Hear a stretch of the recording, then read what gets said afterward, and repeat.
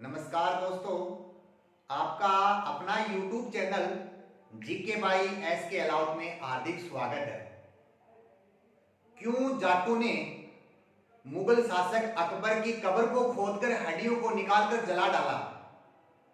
ऐसी क्या घटना घटी, क्या कारण थे कि जाटों को मुगल शासक अकबर के कब्र को खोदना पड़ा, उनकी हड्डियों को निकाल करके जलाना पड़ा? ये सारी जो घटना है इसके ऊपर हम इस वीडियो के माध्यम से चर्चा करेंगे। और ये जो संपूर्ण घटना है ये किस मुगल वंशी शासक के काल में घटी थी? औरंगजेब के काल में। देखो, औरंगजेब है जिसके पिता का नाम था शाहजहां और माता का नाम था मुमताज। औरंगजेब का जो शासनकाल है वो था 1658 से 1707 ईस्वी। औरंगजेब को कहा जाता है जिंदा पीर। औरंगजेब को क्या कहा जाता है? जिंदा पीर। नंबर 2, शाही दरवेश। शाही दरवेश। नंबर 3, हाफिज। और नंबर 4, बहादुर। ये इसकी उपाधि थी। देखो, जो मुगल शासक औरंगजेब है इसको जिंदा पीर कहा जाता है। क्यों कहते हैं? इस्लामी कट्टरता के कारण। शाही दरवेश, शाही साधारण यानी साधारण वेशभूषा में रहने के कारण इसको क्या कहा गया? शाही दरवेश। हाफिज, औरंगजेब को संपूर्ण जो कुरान है वो कंठस्थ याद थी और कुरान कंठस्थ याद होने के कारण क्या कहा गया? हाफिज। ये इसकी उपाधि थी। शाहजहां ने दी थी औरंगजेब को कौन सी उपाधि? बहादुर। अब देखो, यानी जाटों ने किस प्रकार विद्रोह किया, किसके नेतृत्व में ये घटना घटी गई? तो औरंगजेब के काल की बात है। और ये जो संपूर्ण जो घटना घटी इसकी जो मुख्य बिंदु है, मुख्य जो केंद्र है वो था तिलपत। तिलपत तिलपत एक जगह का नाम है। और तिलपत है कहां पे? हरियाणा जिले के हरियाणा राज्य के फरीदाबाद जिले में। तिलपत कहां है? हरियाणा के फरीदाबाद जिले में। यानी तिलपत एक जगह का नाम है कहां पे? हरियाणा में। और कौन से जिले में? फरीदाबाद जिले में। और तिलपत का एक व्यक्ति था जिसका नाम है गोकुल्ला जाट। क्या साहब है? गोकुल्ला जाट। इसी गोकुल्ला जाट के नेतृत्व में संपूर्ण जाटों को इसने एकत्रित किया। भरतपुर, मथुरा, हरियाणा के जाटों को इसने एकत्रित किया और एकत्रित कर गोकुल्ला जाट के नेतृत्व में मुगल शासक औरंगजेब के विरुद्ध इन्होंने झंडा गाड़ दिया। अर्थात औरंगजेब के विरुद्ध क्या कर दिया? विद्रोह। ये बात है कब की? 1669 ईस्वी की। यानी 1669 में गोकुला जाट के नेतृत्व में क्या होता है? मथुरा। और मथुरा जहां श्री कृष्ण जी का जन्म हुआ था, कृष्ण जन्मभूमि वही मथुरा।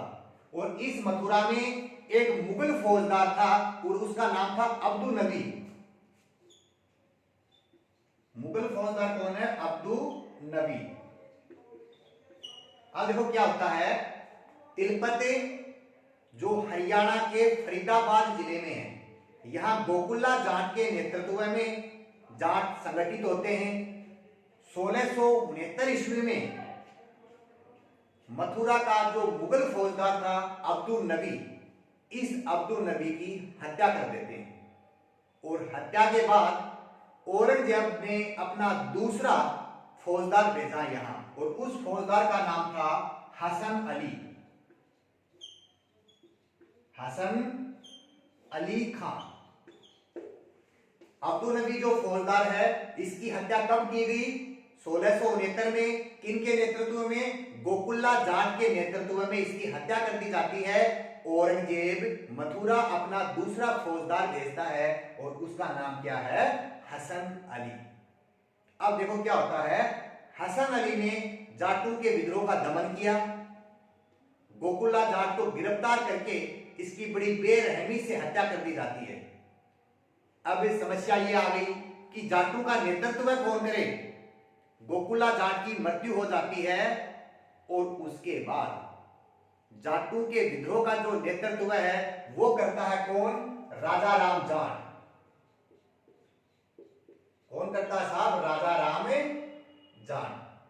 अब देखो राजा राम जाट है, अपना जो भरतपुर जिला है, इस जिले में एक छोटा सा गांव है जिसका नाम है सिनसनी गांव। गोकुला जाट की मृत्यु हो जाती है। मृत्यु के बाद जाटों का जो नेतृत्व है वो किसने किया? राजा राम जाट ने। राजा राम जाट कहां का रहने वाला था? भरतपुर जिले में एक छोटा सा गांव है, उस गांव का नाम है सिनसनी गांव, जहां पर सिनसनवार गोत्र के जाट रहते हैं। सिनसनी यहां का रहने वाला था राजा राम जाट। इस राजा राम जाट ने जाटों का नेतृत्व किया। बड़ा वीर बलवान आदमी था, इसने जाटों का नेतृत्व किया। लेकिन बात यह है कि जाट तो बहुत थे, लेकिन इसी ने नेतृत्व क्यों किया? कारण क्या था? तो यह कारण था, इसी सिनसनी गांव के पास एक गांव है, उसका नाम है आऊ। सिनसनी गांव के पास एक छोटा सा गांव है, उसका नाम क्या है? आऊ। यहां पहले मुगल चौकी थी और इस चौकी का जो फौजदार है वो कौन था? यानी जो सिनसनी गांव है, सिनसनी गांव के पास छोटा सा गांव है, कौन सा? आऊ गांव। और इस आऊ गांव में एक मुगल चौकी हुआ करती थी और उस मुगल चौकी का जो फौजदार है वो था लाल बेग। कौन था साहब? लाल बेग। एक दिन की बात है, इतिहासकार जो निकोलस मनुची है वो बताता है हिस्ट्री ऑफ द मेमोर में कि एक दिन पति और पत्नी यहां से गुजर रहे थे। दोनों को प्यास लग जाती है, पानी पीने के लिए एक कुएं के पास रुकते हैं और यह बताया जाता है कि लाल बेग ने उन दोनों को गिरफ्तार कर लिया। पति को तो छोड़ दिया जाता है, लेकिन उस पत्नी के साथ इन्होंने गलत व्यवहार किया और इस वजह से राजा राम जाट बड़ा क्रोधित हुआ और राजा राम जाट ने ठान लिया कि मैं हत्या करूंगा लाल बेग की। एक दिन इन्होंने मौका पाया, बैलगाड़ियों में घास भर के गोवर्धन जा रहा था। ये और इसके दोस्त उस बैलगाड़ी में छिप करके कहां पहुंचते हैं? आऊ।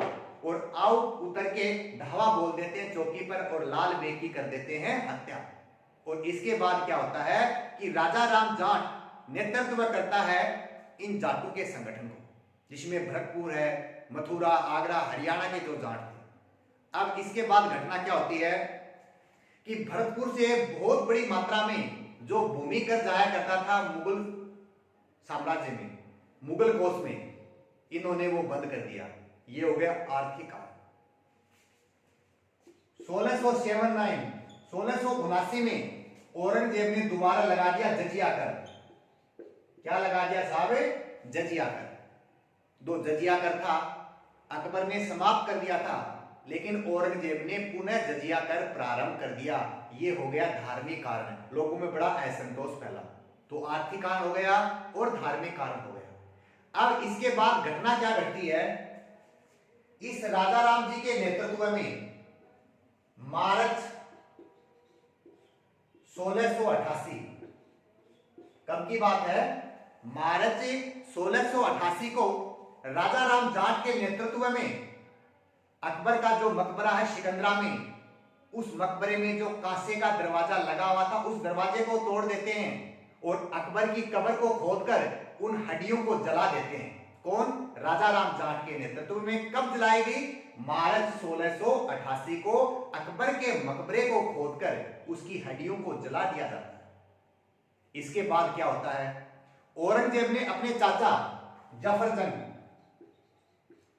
जंग, ये कौन था? औरंगजेब का चाचा, इसको भेजता है जाटों के विद्रोह का दमन करने के लिए, लेकिन ये असफल रहता है। इसके बाद औरंगजेब ने अपने पुत्र आजम को भी भेजा, कोई सफलता नहीं मिली। अंत में अपने पुत्र आजम के बेटे बिदर को भेजता है और इसके बाद क्या होता है कि जो राजा राम है उसकी मृत्यु हो जाती है। तो इस प्रकार जाटों ने राजा राम के नेतृत्व में मुगल शासक अकबर के मकबरे को जो सिकंदरा के अंदर है उसका जो दरवाजा कांसे का उसको तोड़ दिया जाता है और अकबर की कब्र को खोद करके उनकी हड्डियों को जला दी जाती है और इस प्रकार अकबर की कब्र को खोदकर हड्डियों को जलाया जाता है राजा राम के नेतृत्व में। धन्यवाद।